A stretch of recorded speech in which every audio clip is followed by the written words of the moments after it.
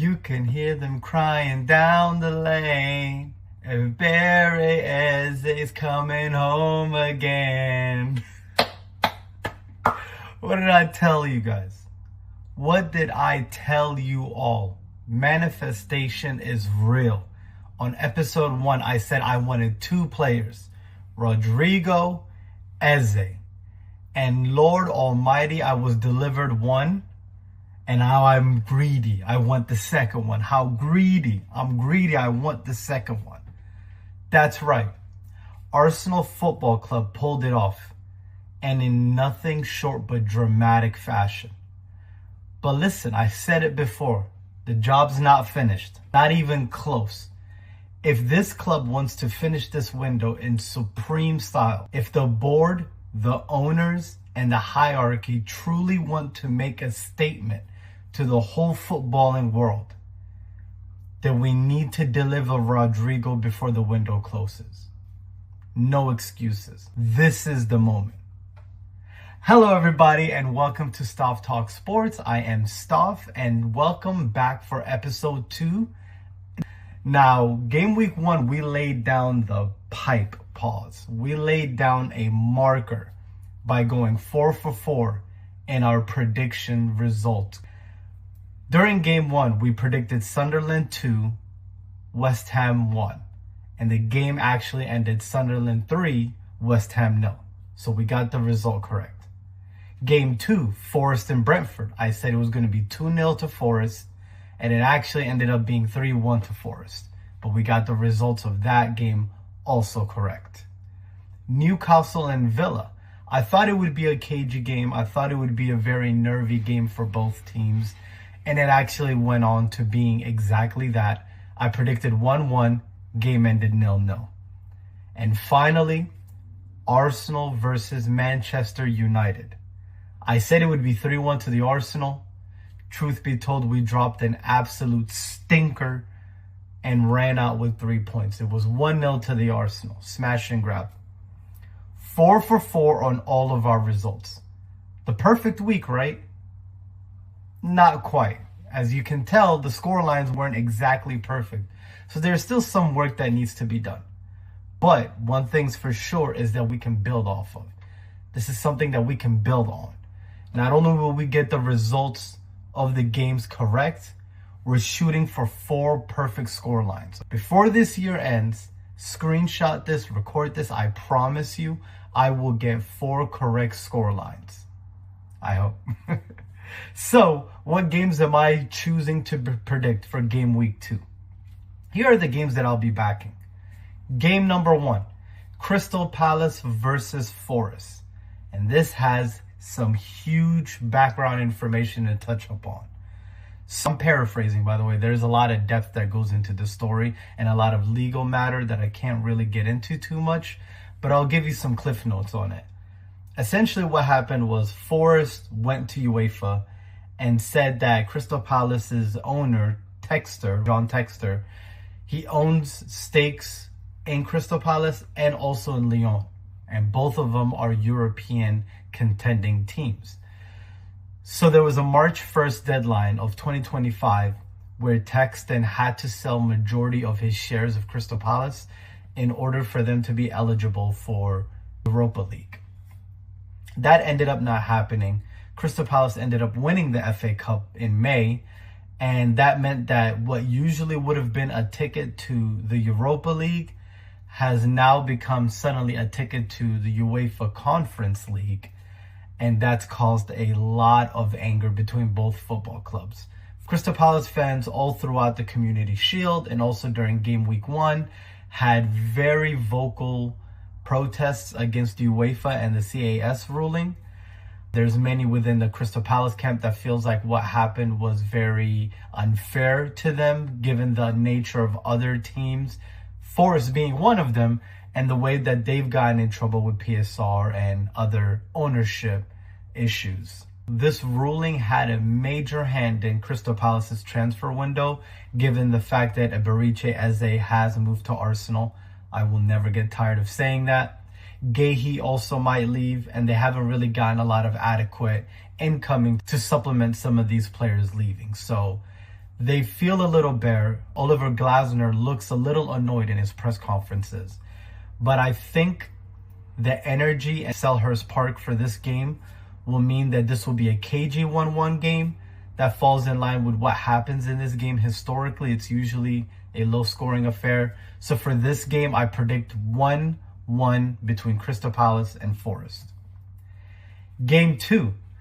Now, I got Manchester City versus Tottenham.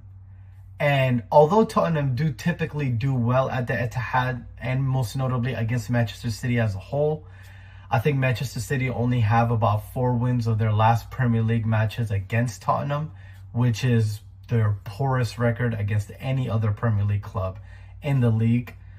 Spurs fans will be going into this game a little more comfortable than any other opposition would going to the Etihad.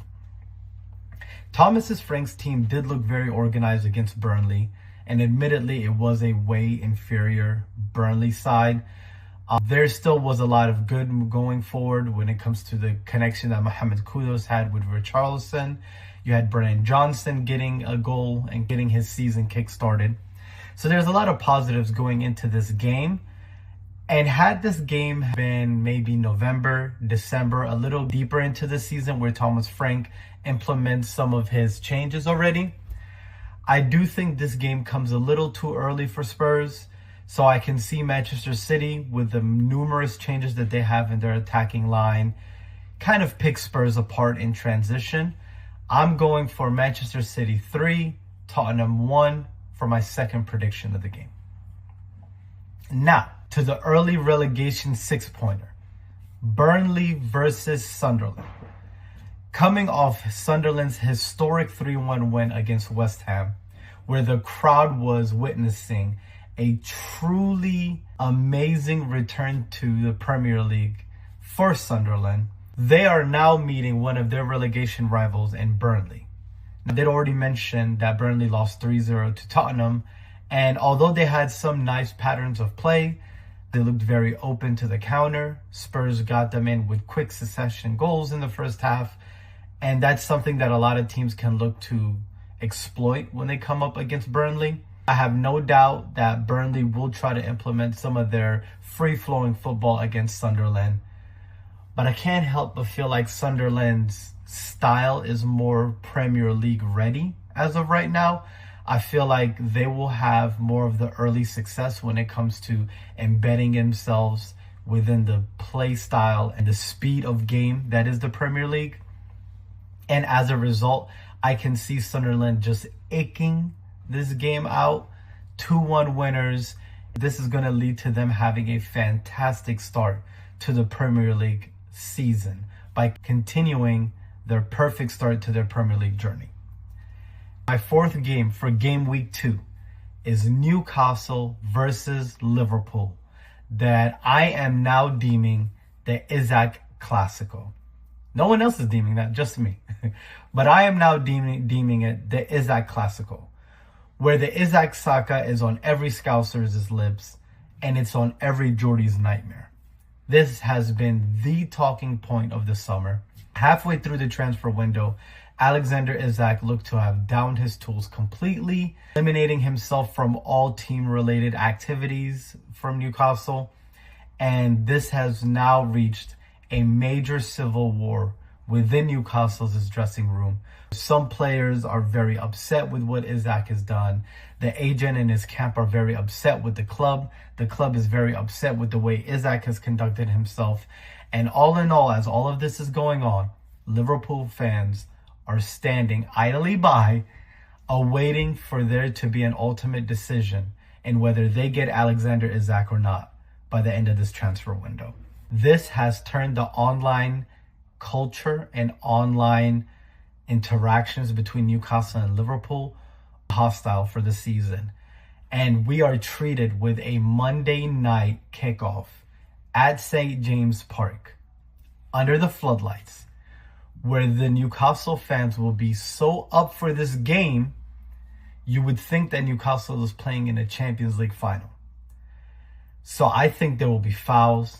I think there will be roughhousing. I think there will be battles. I think there will be cards. I think there might even be a VAR controversy. But Ultimately, I'm a sucker for psychology when it comes to the impact it has with sports. I think one team will be very motivated in making a statement for this game, and another team will try and survive this game. And as a result, I'm going to go for Newcastle 2, Liverpool 1, Dan Burn to get a goal, and for there to be a seismic quake in St. James Park. Now, let's talk a little bit on some of the events that unfolded this past week. Let's talk about Ebere Eze. Because from a footballing sense, this is a truly beautiful, fitting story. This isn't just a signing. This is a throwback to the Arsenal that we all fell in love with. His play style, his flair, his personality. They are the echoes of Arsene Wenger's Arsenal of old. The team of elegance, creativity, and pure artistry is now going to welcome in Ebere Eze as he glides past defenders and plays with an instinct and joy that is a glimpse to the golden era that we used to have in the early 2000s.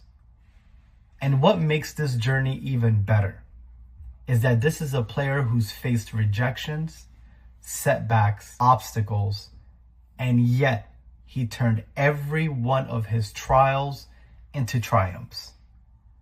From those early days in Hale End, grinding all the way through the English football pyramid, becoming Crystal Palace royalty, and now he's back to where his heart truly belongs. N5, the Emirates, the carpet, Arsenal Football Club. And he's not here just to play.